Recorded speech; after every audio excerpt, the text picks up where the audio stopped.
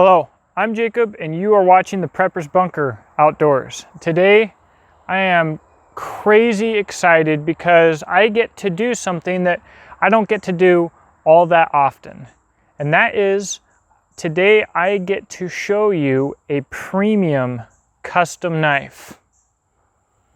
This is the Razorback X from DIamondback Country Knives. I'm going to show you this knife. We're going to go over the specs a little bit, give you my first impressions, and we'll even chop through some cool stuff. So you're going to want to stick around and see what exactly Bobby from DIamondback Country Knives has to offer. Now, if you don't remember, I first met Bobby last year, Blade Show 2019, and I was supposed to be meeting him this year, sadly, but if you didn't already know that, no, Blade Show 2020 got canceled. So we're just gonna do it this way. Man, I am beyond excited. So let's get all the specifications out of the way. This is the DIamondback Country Knives Razorback X. The cutting edge is 8 inches. The overall length is 13.5 inches. The thickness is about 0.23 of an inch. The steel is CPM 3V. The weight is right at or under 16 ounces. And the MSRP of this knife in this configuration with micarta handle scales and CPM 3V would be about $700. This knife could be available in 80 CRV2 for about $100 less.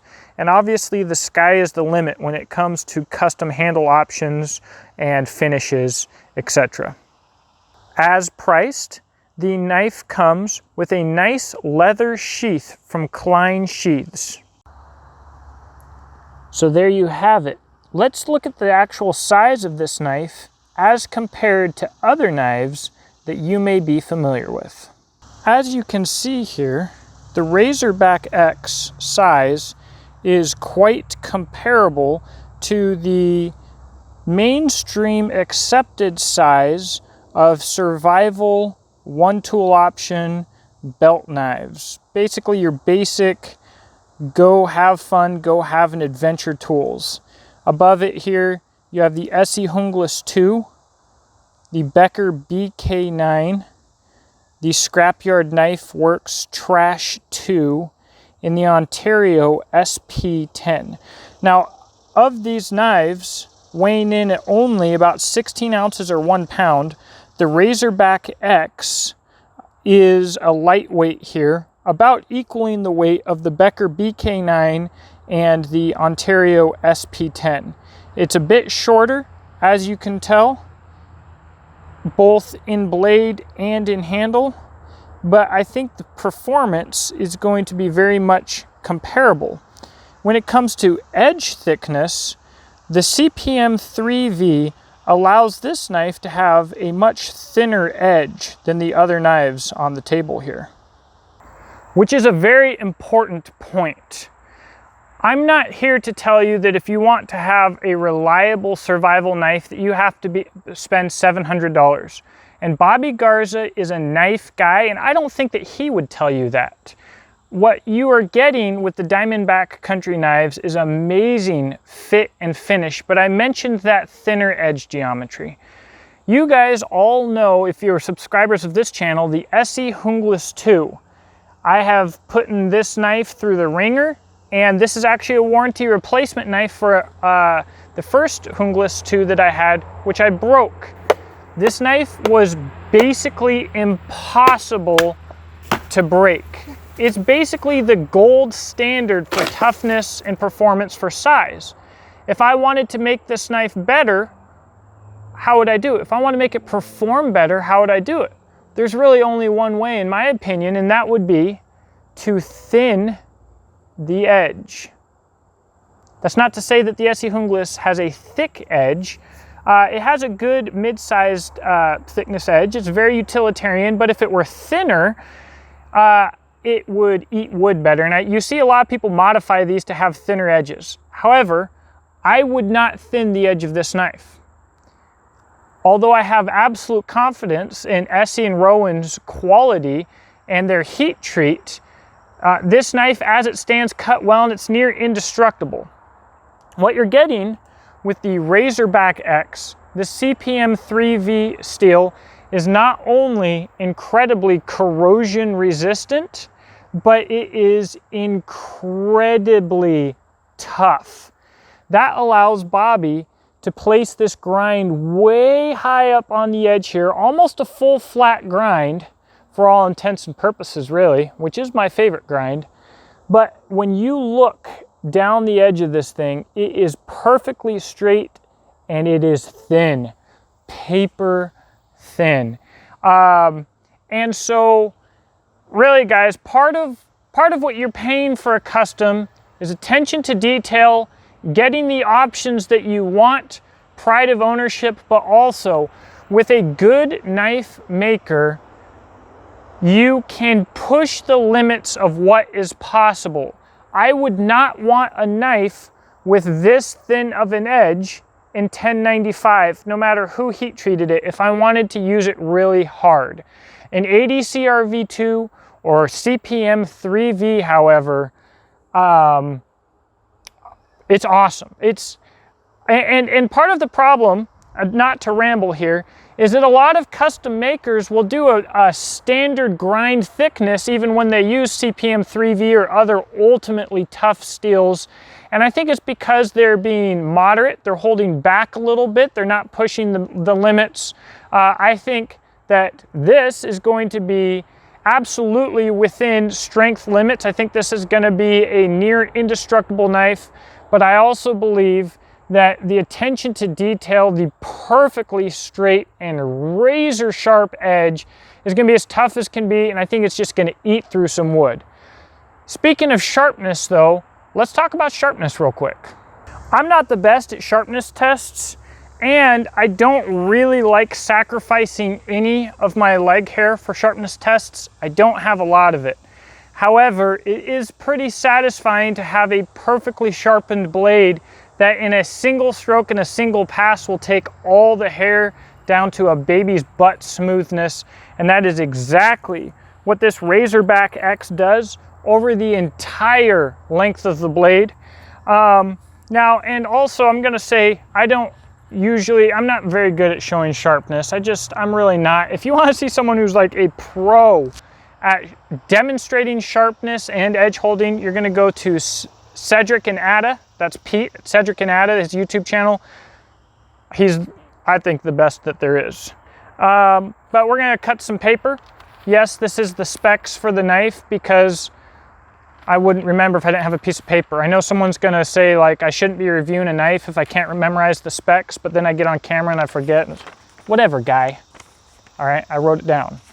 And I'm also not the best at like doing all the like paper cutting tricks.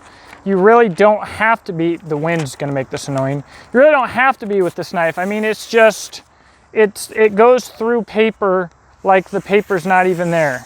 Just throughout the entire length of the blade. This is what I expect when I get a custom knife. And I'm gonna tell you right now that this is not usually what you're gonna get. I'm not gonna say this is not always what you're gonna get. I'm gonna say when you buy a custom knife, almost regardless of the price that you pay, this is not usually the kind of performance that you get. Like this is making it look like even I am good at paper cutting tests, and I'm not. It's very satisfying to do with a knife this sharp, if I may say so myself. Like I'm thoroughly enjoying myself, if you can't tell. Just freaking beautiful. I wonder if it'll fit into my kitchen knife block for the wife. I'm sure she'd like to steal it, but she can't. It's mine.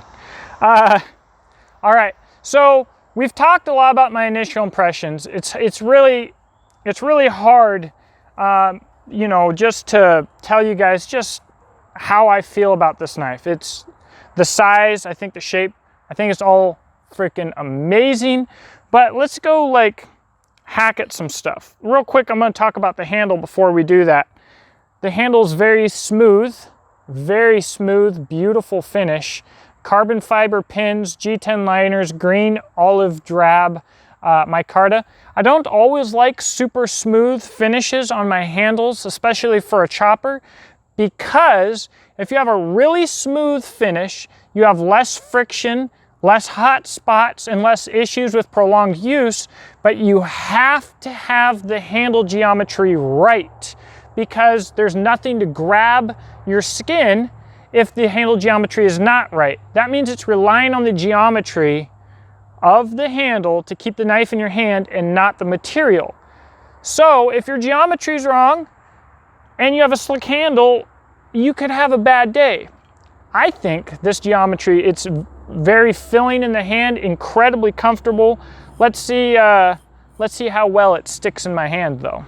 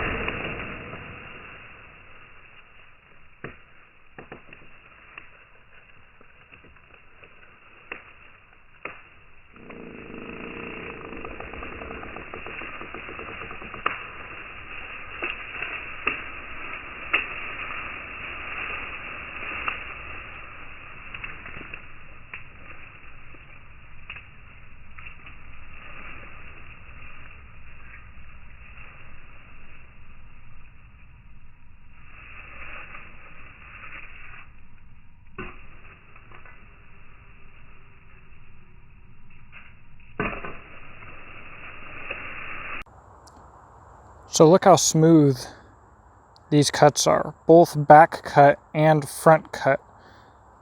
Just beautiful. That's really what you want to see with a nice clean cut.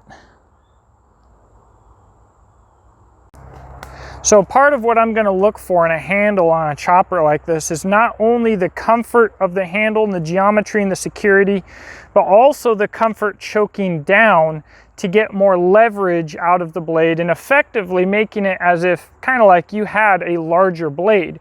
Not always safe to do, not always comfortable to do, but with this blade, it most certainly is. I've got to say, the way that this thing bites so deeply into the wood, just with a thud, is incredibly satisfying. Some knives you have to worry about flexing. A knife that flexes while you're chopping, like say machete, in this kind of wood, in this kind of work, is going to be more likely to deflect. With this thing, you get no deflection, no issues, just a nice deep bite and a nice thud. I haven't had any discomfort, and I haven't had any moments where I thought that I was about to lose this knife or it did anything that I didn't expect. It just eats.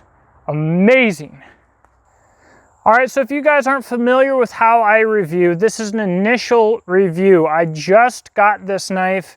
This is not usually 100% my endorsement. We could come into issues, something could happen down the road. I always do an initial review and then I'll follow up with a full review, and if a product warrants it or is worth it, I will wrap it up with a long-term review. And if I get to that point, usually I'll do multiple other videos comparing the knife with other knives. As you saw earlier, this knife is somewhat comparable to quite a few other knives that I have. So it's a guarantee you'll see it on the table of destruction going head to head with other knives. I'm very excited about that.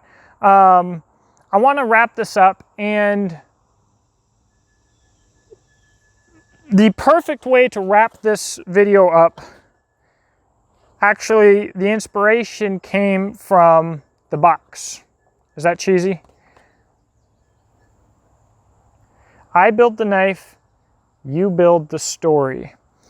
When you, this is a knife, when you get into premium customs like this, usually you don't have pure users. Any knife usually that you get in this price and quality bracket is going to be beautiful enough to be put on display, and everything that Bobby does is beautiful enough to be put on display. And when he does Damascus and fancy handle scales, oh my gosh, it's amazing.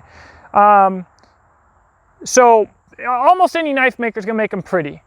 The difference is only a few of these custom knife makers make it so that you can put this thing on display and show it off, have it in a shadow box or something like that, or you can take it out and use it. And Bobby wants people to take his knives out and use them.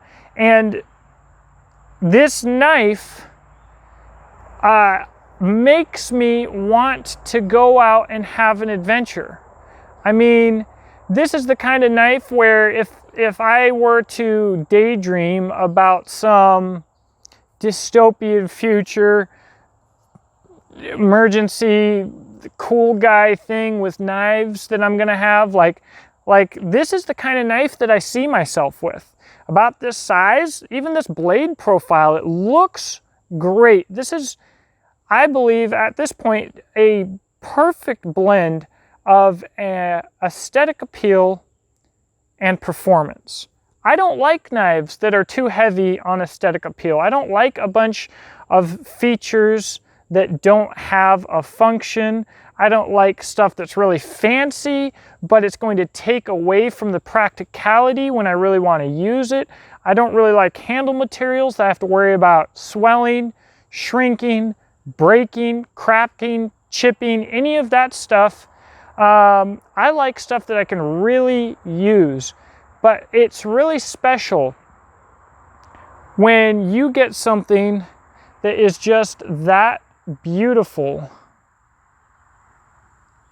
but absolutely just begs to be taken out and to be used. So that's where I'm at, guys. Like, you know, 10 out of 10, I'm beyond psyched about this knife, the way it performs.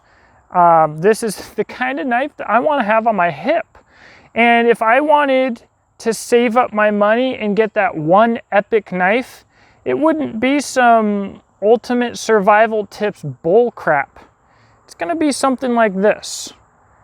I think anybody would be amazed at the tasks, large and small, that you can perform with a knife of this type.